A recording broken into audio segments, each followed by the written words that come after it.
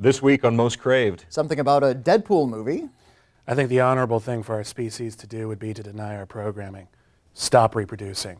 Walk hand in hand into extinction. One last midnight. Brothers and sisters opting out of a raw deal. On Most Craved.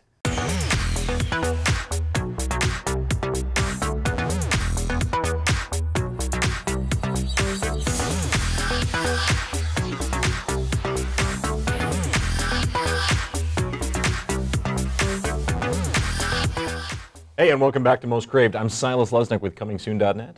I'm Whitney Seibold, contributor to Crave Online. And I'm William Bibbiani, also a contributor to Crave Online, but I kind of run it and stuff.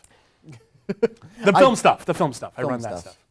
So let's talk about film stuff. Yes! There's a Deadpool movie in the pipeline now, evidently. Finally, after many a year of waffling. There has been, for years and years, there was test footage finally released that seems to have encouraged the studio to say, let's make it. Yeah, they released. I'm wondering if this might have been leaked just by someone, just like, you know, once the internet sees it, and they're going to go absolutely insane for this really great-looking test footage. Actually. Yeah, I mean, it's really fun. Maybe that happened. I don't care if it did. Like, I'm just happy it's out there. And I think people are eager to see Deadpool because the character showed up in X-Men 4, the Wolverine movie. Oh yes, and everyone loves that movie. And everybody hated that movie, and everybody hated the treatment of the character in that movie, and I think they're eager for redemption. Well, I think we liked the treatment of the character at the beginning of the movie, back when Ryan Reynolds was actually playing him. He shows up at the end of the movie. It's a different actor. Played by Scott Adkins, and they had sewn up his mouth, because that's what we love most about Deadpool is when he doesn't talk. This is a script by Rhett Reese and Paul Wernick that's been around for quite a while. This was like a pre-Blade script, I believe. This is like late 90s. It's awesome. It's really, well, no, there's elements from the Wolverine. They comment on it. They make fun of the fact that Ryan Reynolds played him. It's a super meta, really weird Deadpool movie. Right. Okay. Well, and also the Wolverine, X-Men Origins Wolverine might be retconned out of continuity after Days of Future Past anyway. They can just pretend that whole movie didn't happen, and they should. Well, honestly, Deadpool as a sort of meta character, continuity doesn't matter so much in a Deadpool movie. In the comics, doesn't he comment on the fact that he's the star of a comic book? Yeah, absolutely. So in the movie, and is this going to be a good or a bad thing? Is he going to turn to the camera and absolutely address the audience? Yeah, that's what he does in the test footage. Yeah, he's the Ferris Bueller of superheroes. The interesting thing. I'm eager to see that in the late '90s as today. So let's see it finally. Yeah. Well, one of the things about Deadpool is he was created in the late '90s by Rob Liefeld, and he has a lot of traits of what he has now. Rob Liefeld and Fabian Nicieza. But it was Joe Kelly that sort of like revitalized the character and gave him the much more silly tone. Yeah. But functionally, he's always been a villain. He's never been a hero. I mean, he's an anti-hero at best. Even when Joe Kelly was writing the comic, it was like Deadpool would kind of save the day, but he had also kidnapped an old woman and tortured her when he was bored. No, there's another argument. The kind of hero you love. You know, for kids. Lovable and cuddly. Speaking of for kids, there's an argument going on as to whether or not this movie should be rated R. Yes, it should. I think rated R. I think it should. I think that would be the sort of thing that might help open up the superhero genre, but it is hard to deny that PG-13 movies make more money. The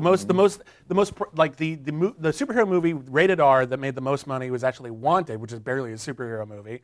That cracked like 300 million worldwide, but that's low for a big superhero movie. That's low for an X-Men Can you imagine if like the last Captain America film had been rated R? Yeah, the last Captain America film was amazing. Like I wouldn't want to change a thing. If it were more violent and kids couldn't see it, it wouldn't have made as much money. Well, my thing with Deadpool is, yes, there was a Deadpool Max for like 12 issues, but primarily the comics are PG-13 rating.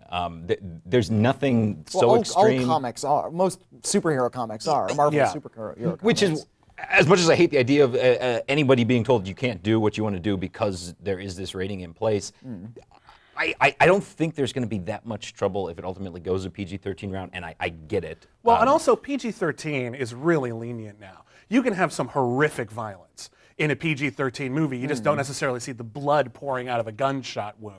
Right. You know, you can cut someone's head off as long as you don't see the open hole in the head. You know, like it's PG-13 is not little kid stuff anymore. It's basically we talk the MPAA down a bit. You know, Deadpool could still be really horrifically violent. It just can't be gory. Although on the flip side of that, it looks like Suicide Squad is moving forward at the distinguished competition. I'm very excited about this. Which is David Ayer, it's hard to not imagine doing an R-rated movie. Yeah, I mean he's also kind of hit and miss, so I'm kind of really eager to see because he's done some a couple really good movies and a couple really garbage movies.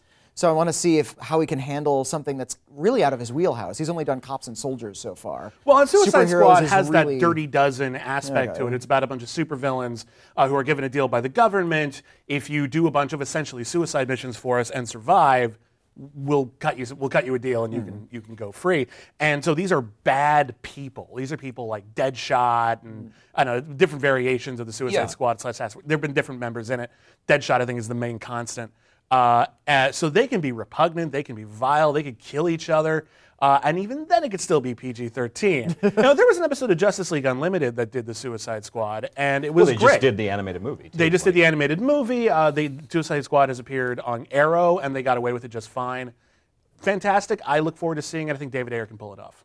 Then, meanwhile, in the world of television, we just learned 2 lead cast members for True Detective. Yes, after months of teasing us that the new season of True Detective was going to have female or female leads, like 1 or 2 of them, they cast Colin Farrell and Vince Vaughn. Well, we're not two of the entirely sure the girliest casting women, is yeah. done, and early reports did say there were 4 lead characters this time around. So we may be... That's true. I'm more illustrating what people thought it was going to be like than what it actually was, because those reports were early. They might have been misconstrued. There might just be some female main characters. But after we got built up, it seems like a bit of a disappointment. Is this new season going to be in direct continuity with the last one, or are they rebooting everything entirely? We don't really know for sure. We know Yeah. it's set in Los Angeles.